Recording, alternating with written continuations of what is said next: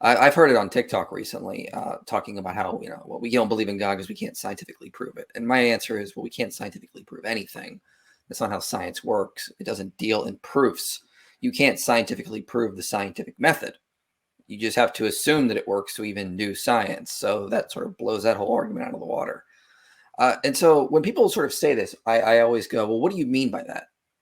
Well, they'll usually come back with something. Well, we can like test it in a lab. I'm like, well, can you test the past? Can we test that Caesar crossed the Rubicon or that Alexander the Great even existed? No, Hmm. we can't. We cannot test that in a lab. What we do is we rely on ancient testimonies to tell us that kind of stuff. And then you can ask them, you go a little deeper. How do you know the scientific method works? How do you know that your cognitive faculties are working? How do you know you're not just dreaming you're a man and you're actually a butterfly? How do you know you're not a brain in a vat? These kinds of things.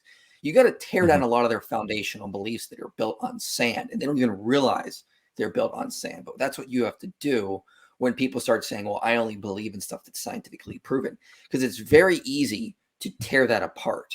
And you can even do it in science. I'll ask them things like, have you ever been to the Large Hadron Collider? They'll be like, no. How do you know it exists?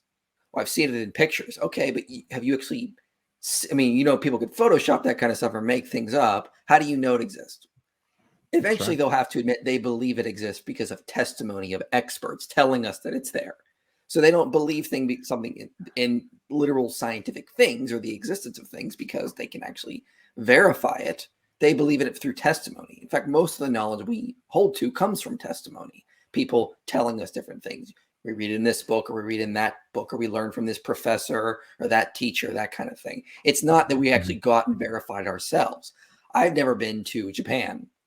I can't go verify if Tokyo exists, but I believe it exists because I trust that video works, that photography works, that testimony is accurate, and that the majority of people alive are not lying to me.